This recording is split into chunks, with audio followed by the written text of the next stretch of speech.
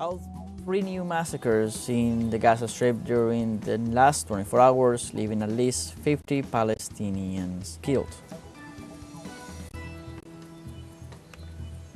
U.S. President Joe Biden has ordered anti-personnel mines to be sent to Ukraine. And in Venezuela, during an ordinary session of the National Assembly, representatives discussed new defense and artificial intelligence law.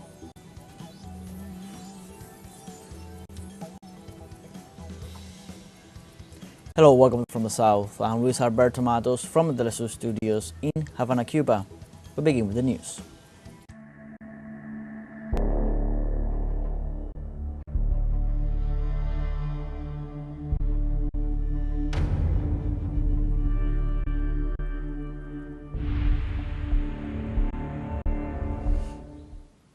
Palestine, the ethnic cleansing operation carried out by Israeli troops in northern Gaza left 21 people dead early Wednesday morning. The army shelled residential areas in Jabalia and Beit Lahia camps, both located in the northern part of the Palestinian enclave. The number of wounded has not been confirmed, but it is estimated that the death toll could rise as 10 people are still missing. Israel maintains a siege against the north of the Strip that today reaches 46 consecutive days.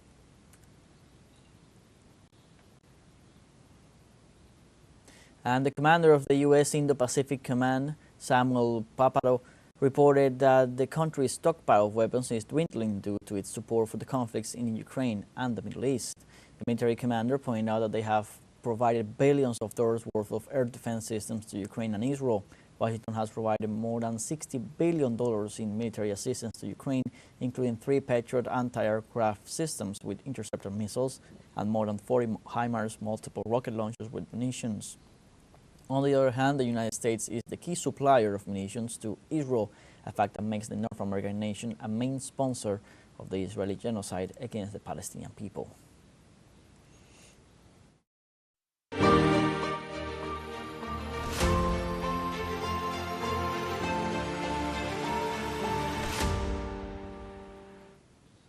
U.S. President Joe Biden has ordered anti-personnel mines to be sent to Ukraine, according to the Washington Post.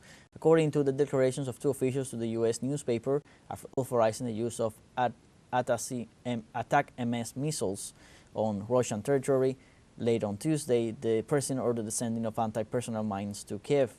In this sense, the decision on the missiles had been postponed by the head of state for more than a year, to end up approving it less than 2 months after his departure from the government. The decision on anti-personnel mines constitutes a violation of the United Nations Convention banning them, in addition to the high international rejection due to the high risk it poses to the civilian population.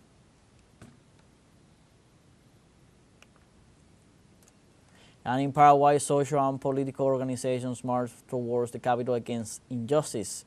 Correspondent Osvaldo Saya has the details.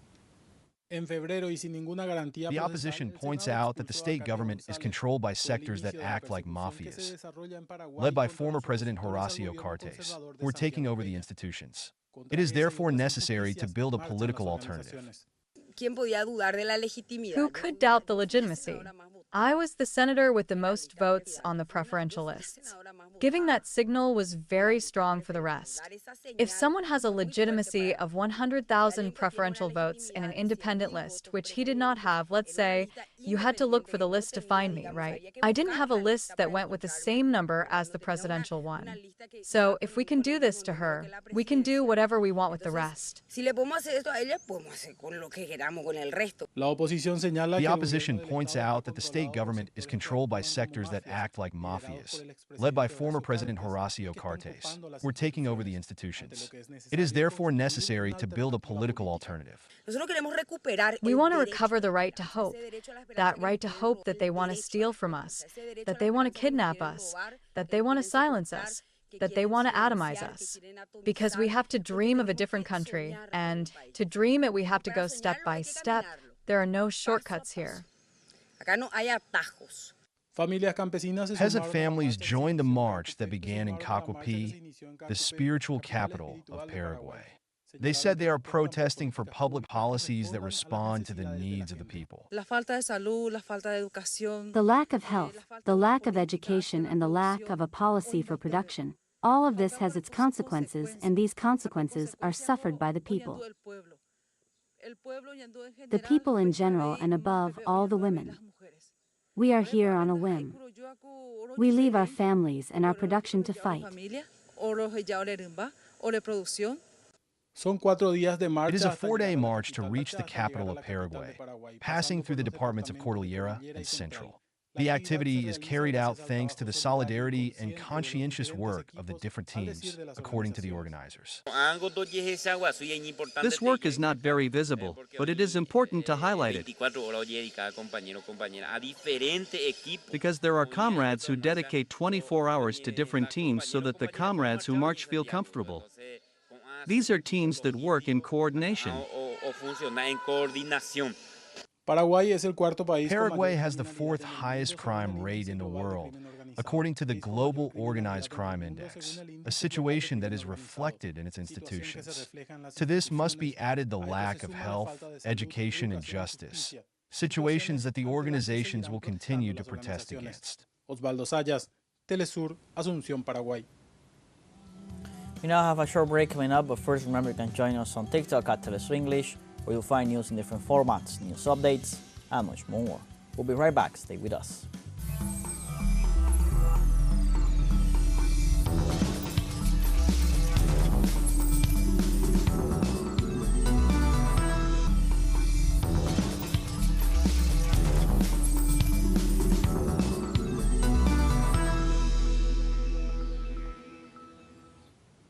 Welcome back. In Venezuela, the President of the National Assembly, Jorge Rodriguez, proposed to discuss the Simón Bolívar Liberator Special Law against the blockade and for the defense of the country. During an ordinary session of the National Assembly, Rodriguez encouraged the discussion of an defensive law in view of a recent U.S. bill reinforcing sanctions against the country.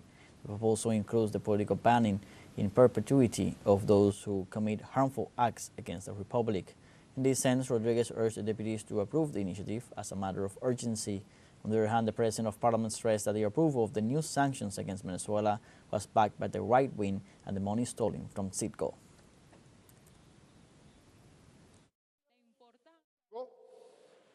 I propose that this special law, Liberator Simón Bolívar, include the political banning in perpetuity of those who have committed such harmful acts, such brutal acts, against the Republic. In perpetuity, I want them to go to Washington, to Miami, to stay in the Golden Block of Salamanca, in Madrid. That's enough.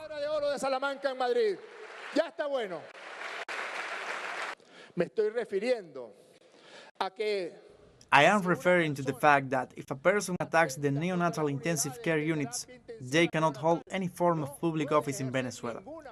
If a person denies medication to cancer patients in Venezuela, they cannot even hold the office of counselor in Venezuela. And I propose that they be disqualified in perpetuity, that these people who applauded this law, and there they are in the media,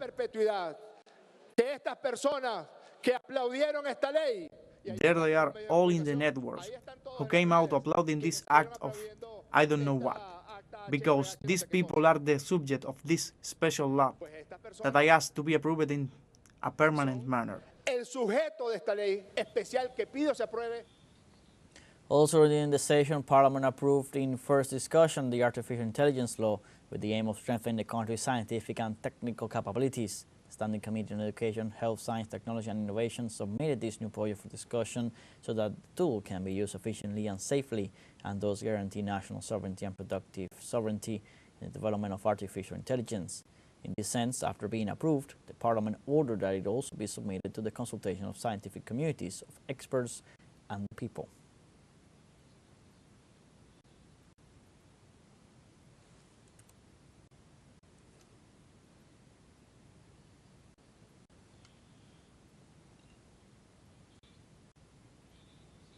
Venezuela's Environment Minister Josué Lorca met on Tuesday with the Secretary General of the Organization of Oil Exporting Countries, Haitham Al-Ghais, on the sidelines of the COP29 summit in Baku. Authorities explained that the officials discussed common points on the climate crisis and evaluated the promotion of technologies to reduce emissions in the oil sector. They also addressed the need to achieve financing goals at the United Nations Conference on Climate Change in 2024. so that developing countries can face climate challenges. During COP29, companies are expected to commit to reducing emissions and implementing green technologies.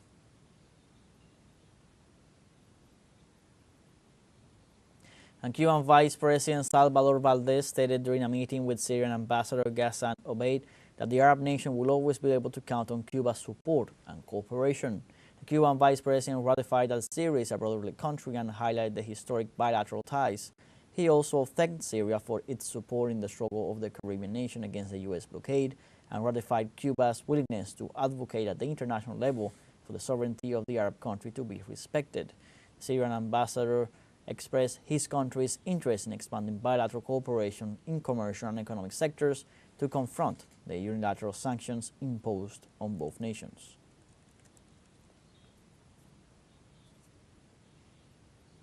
And in Brazil, at the closing of the G20 summit in Rio de Janeiro, several issues were on the agenda.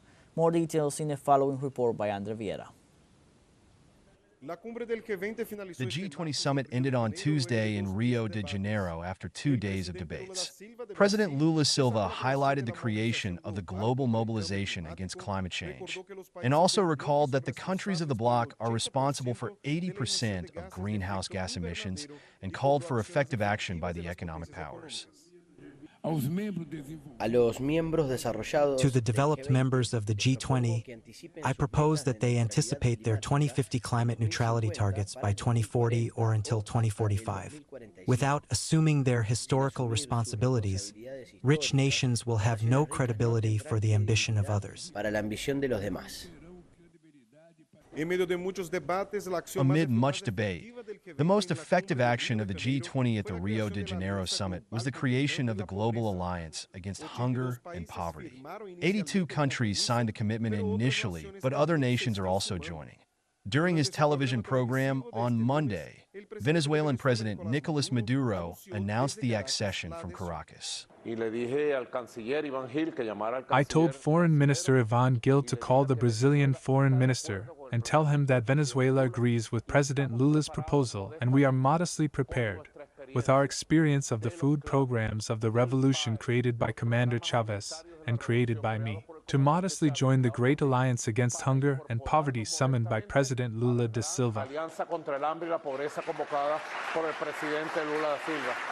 The Venezuelan president's pronouncement was welcomed by the Brazilian government. I think this is important. There are 82 countries that have joined the Global Alliance Against Hunger. If more countries can join, it is important. This is an issue that plagues the world. This is a problem that must be confronted. It is not possible for us to coexist in the 21st century with hungry people. In the final declaration, the countries expressed concern about the situation in Palestine, Lebanon, Ukraine, reaffirmed the commitment to energy transition, taxing the super-rich, and governance reform. But experts question the effective actions of the G20. It is not with global alliances against hunger and poverty in spaces such as the G20 that we will succeed in replicating China's success in other parts of the global south. We need a new policy. South Africa assumed the presidency of the G20 and will be the fourth developing country to hold this position after Indonesia, India, and Brazil, and the first African country to do so. We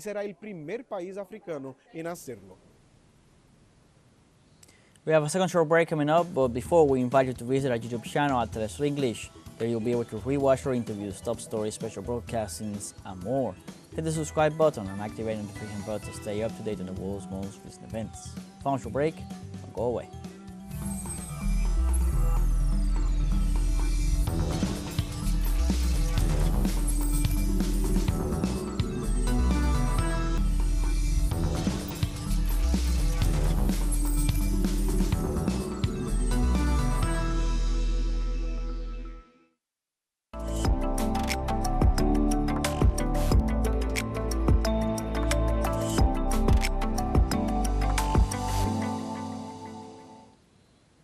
Welcome back. In Cuba, this November, Havana celebrates its 505th anniversary with several cultural events. Our colleague Fabiola Lopez with the details.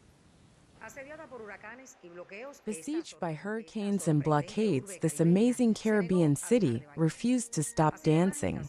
So magical were the nights in this capital during the 28th Alicia Alonso International Ballet Festival of Havana. Despite the heavy rains and fierce winds that came with Hurricane Rafael, the dance festival was never suspended, only postponed.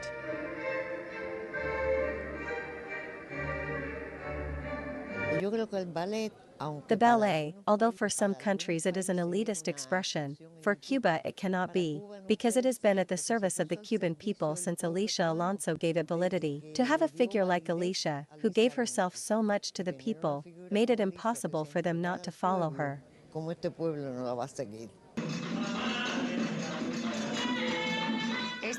This time artists from 15 nations from the 5 continents shared the poetry of the movement.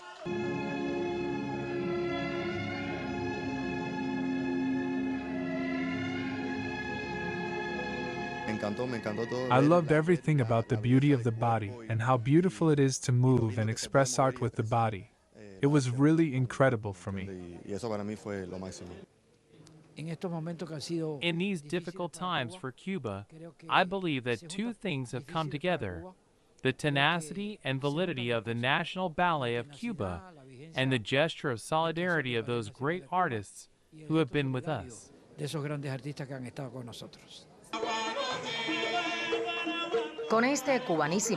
15th Havana Biennial began with this very Cuban drumming. This is not an elite event that stays in the museums. According to its directors, here art comes into contact with the people and becomes part of their lives. I think it is a very human biennial. I like biennials like this, where you are not the artist who comes to show off, but you are part of a society, of a community. Magical things happen here, there's no doubt about it. Everything seems like it's not going to happen, and in the end, I don't know how people get around that eventually make things happen. The master Juvenal Ravello, one of the most notable kinetic artists of our American continent, invites us to enter the creative universe, where art becomes a vehicle for social transformation. Samia Halabi, pioneer of digital art and abstract painting, returns with the installation reorganizes, constructs. Peruvian Sonia Cunliffe presents Operation Peter Pan, from absence to absence, bringing to life the only remaining mobile cinema truck. Mexican artist Victoria Molina brings State of Uncertainty, this collaborative mural made with the community. It is necessary to understand that from the culture nothing will be able to separate us. Nothing will be able to finish with our countries, and much less with our peoples who are built from that beautiful diversity of culture. These are just some of the many proposals of this biennial, which according to experts, not only aims to showcase the creations of the peoples of the South, but also becomes the ideal place to reflect on how to deal with colonization in the current context. Fabiola Lopez, teleSUR, La Habana. And in Mexico, an important photographic exhibition highlighting the presence of women in contemporary literature is being presented at the iconic College of San Ildefonso. Details with our correspondent Antonio Aranda. The majestic College of San Ildefonso is the venue for the exhibition, Women of Letters. Portraits by Barry Dominguez, which brings together 159 photographs that celebrate the legacy of various Mexican women writers. My interest in literature has led me to create this archive, which I have been doing for more than 30 years, and now we are in a historic moment with a woman president. The idea is for people to get to know more about it. The photographic exhibition seeks to connect emerging female authors with iconic figures of the 20th century, says the exhibition's author. Una de las cosas que a mí One of the objectives I had from the beginning of this project was to make this exhibition for people to know the new generations of women writers, and look for those who are not so well known.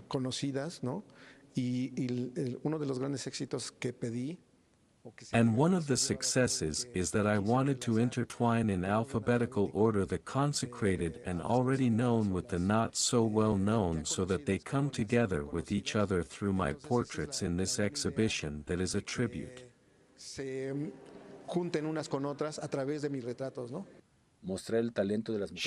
the talent of women in Mexican literature is important in order to move away from the hegemonic male vision of literature.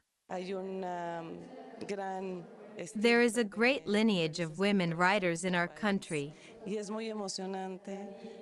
it is very exciting to see the faces of all of them in the atmosphere that the photographer created with each one of these women in this exhibition. Today, women have more opportunities to disseminate their work and stand out. I think it is important that nowadays there are spaces like this, like museums where anyone can enter and know that women artists are producing work, and that they have been producing not just recently but for many years. This exhibition brings together portraits of women who were born in the 20th century. The exhibition Women of Letters also commemorates the 50th anniversary of the death of the Mexican writer and diplomat Rosario Castellanos. The exhibition of the photographer Barry Dominguez invites to know the work of 159 women writers who have forged the literature of the 20th century in Mexico and Latin America. teleSUR, Ciudad de México. Like this, we are come to the end of this news brief. You can find these and many other stories on our website, telesurenglish.net. So join us on social media, Facebook, X, Instagram, Telegram, and TikTok. For TeleSUR English, I'm Luis Alberto Matos. Thank you for watching.